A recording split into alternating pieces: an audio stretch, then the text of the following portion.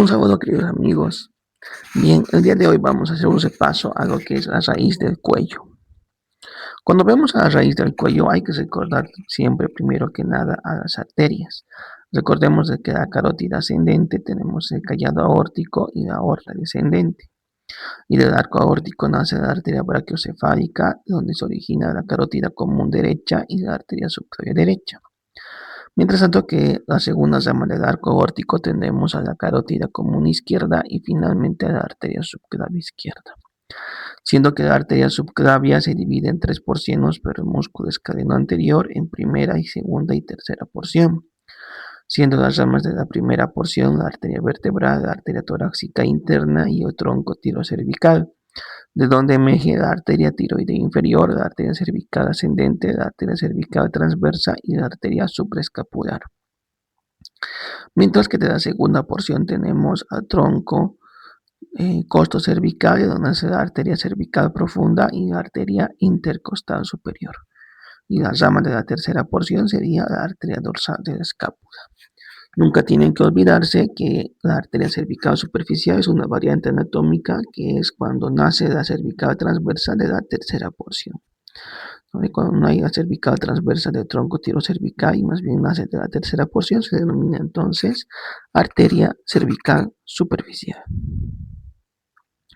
La arteria vertebral, que es una de las ramas de la primera porción de la arteria subclavia, va a emerger por los foramentos transversos de la cervical número 6 de la cervical número 1, donde va a pasar posteriormente al surco vertebral para unirse dentro del clivus en el cráneo con la rama homolateral, contralateral, mejor dicho, de la arteria vertebral y formar lo que es el tronco basilar o arteria basilar.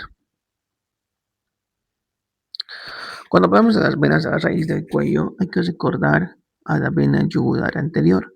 La vena yugular anterior va a tener su origen a nivel de las venas submandibulares. Las venas submandibulares van a formar a la vena yugular anterior, que se unen en la parte inferior por el arco yugular y van a drenar estos a la vena yugular externa, siendo que la yugular externa drena en la vena subclavia y la unión de la subclavia con la vena yugular interna forma la vena brachiocefálica. Recordemos siempre el origen de la yugular externa es la unión de la rama posterior de la retromandibular y en este caso la vena también, en este caso la vena auricular posterior. ¿No ven? El ramo posterior de la retromandibular y la vena auricular posterior forman el origen de la yugular externa, que drena la subclavia, y la unión de la vena yugular interna con la subclavia forma el origen de la vena brachiocefálica. Cuando vemos a la raíz del cuello vamos a ver tres nervios importantes. El nervio frénico, que es un nervio motor y sensitivo. El nervio vago, que es principalmente parasimpático, también sensitivo. Y vemos también en este caso al tronco simpático.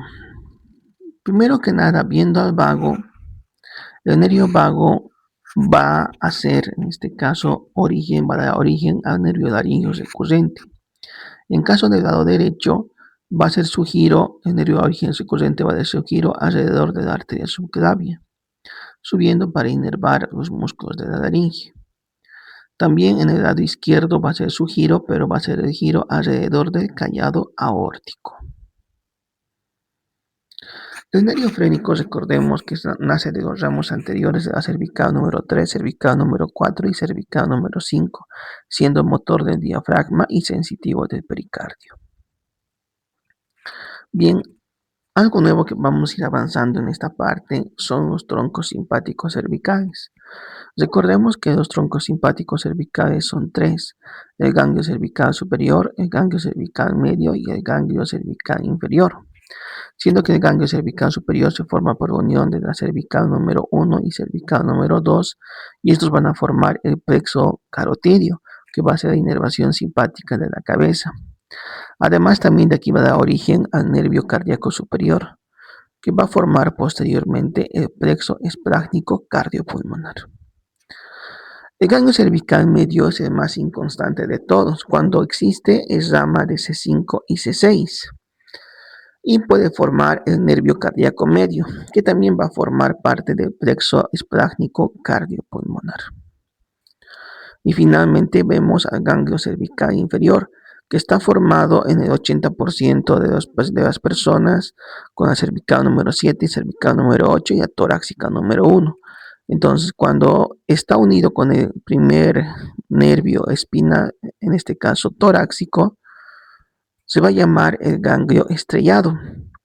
Y en ese restante 20% que solamente está formado por C7 y C8, también en este caso pues, ya no se va a denominar entonces el ganglio estrellado o ganglio cérvico-torácico. Solo llamamos nosotros ganglio estrellado cuando está formado por C7, C8 y T1.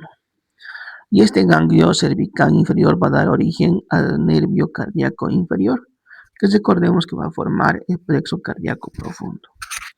Entonces, de los tres, el más pequeño siempre suele ser el medio, dando también que el medio puede ser inconstante, o sea, puede que no exista también en algunas personas. Y el plexo carotillo, en este caso, que es la inervación simpática de la cabeza, está formado por el ganglio cervical superior. Bien, queridos amigos, este ha sido un repaso. Espero que les haya gustado. Nos vemos en otra oportunidad. Gracias.